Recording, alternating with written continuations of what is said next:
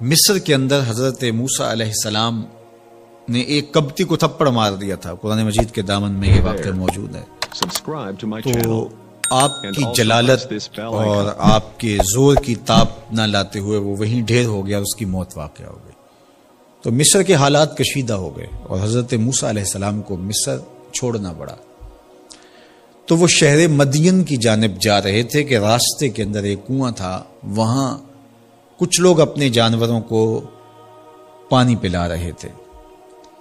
تو حضرت موسیٰ نے دیکھا کہ دو پردہ دار خواتین ہیں، وہ اپنے جانوروں کو ایک سمت لیے کھڑی ہیں.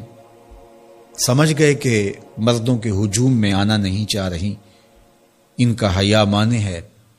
تو آگے بڑھے اور ان کے جانور ہانکے اور ان کو سیراب کیا اور پھر ان کی جانب ہانک دیے.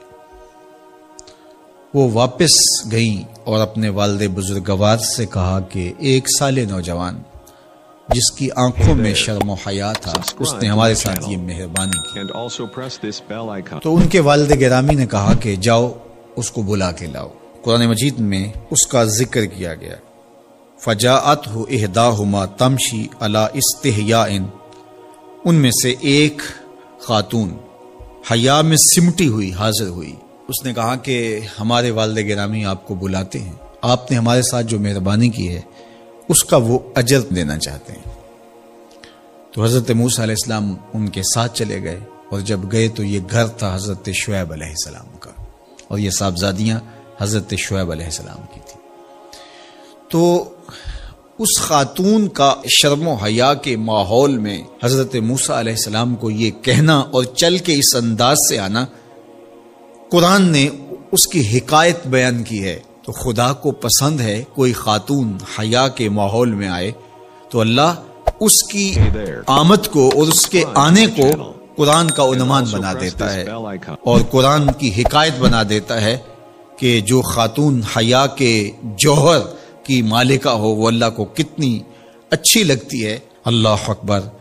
حضرت نبی اکرم صلی اللہ علیہ وآلہ وسلم کا فرمان حیا کے حوالے سے، الحیاء من الایمان، حیا ایمان سے ہے. تو جتنے بھی ایماندار لوگ ہیں وہ پھر حیا کے جوہر سے مزین ہوں گے، مالا مال ہوں گے. آپ دیکھ لیجئے سب سے بڑے ایماندار تو میرے اور آپ کے آقا مولا ہیں، اور حضور کمواری لڑکی سے زیادہ حیادار تھے. باقی حضور کے اصحاب دیکھ لیجئے، ان کا حیا اور حضور کی ازواج مطہرات کا حیا دیکھیے. ام المومنین حضرت عائشہ رضی اللہ تعالی عنہا فرماتی ہیں کہ حضور کا جب وصال ہوا اور حضور میرے حجرے میں دفن ہوئے تو میں جب حضور کی قبر انور پہ جاتی تو معمولی چادر اوڑھ کے چلی جاتی اس خیال سے کہ میرے شوہر ہیں. پھر حضرت ابوبکر صدیق رضی اللہ تعالیٰ عنہ کا وصال ہوا تو وہ بھی ساتھ دفن ہو گئے، تو میں پھر بھی اسی حالت میں جاتی اور میں سوچتی کہ ایک میرا شوہر ہے اور دوسرا میرا والد ہے. کہا پھر حضرت عمر رضی اللہ تعالیٰ عنہ کا انتقال ہوا اور وہ بھی ساتھ مدفون ہوئے.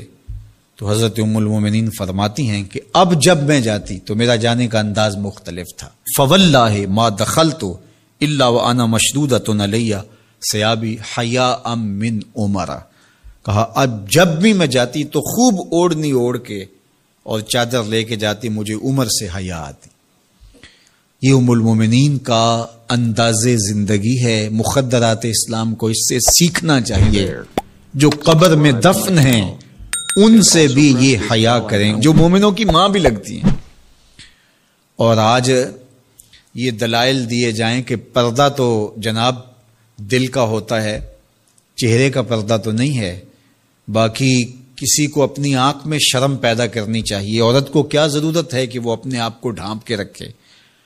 اب ام المومنین کا عمل یہ ہے کہ فرماتی ہیں کہ میں اپنے آپ کو خوب سمیٹ کے جاتی حیاء من عمر.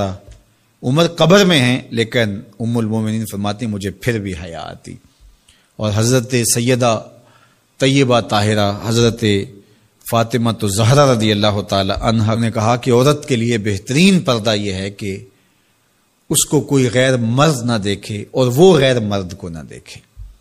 تو جب یہ ہمارا دین ہمیں سکھاتا ہے اور حیا کا یہ سبق دیتا ہے، بڑوں سے حیا کرنے کی تلقین کی گئی، اللہ سے حیا کرنے کی، اس کے رسول سے حیا کرنے کی تلقین کی گئی۔ صحابہ فرماتے ہیں بعض اوقات ہم کچھ پوچھنا چاہتے ہوتے تھے اور حضور کے حیا کی وجہ سے ہم ایک عرصہ تک وہ بات نہیں پوچھ پاتے تھے۔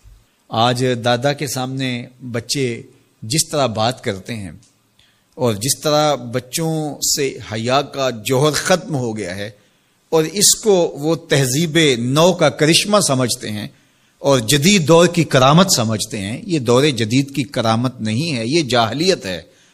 بڑوں کا احترام اور بڑوں کی عزت یہ زندگی کا جمال ہے۔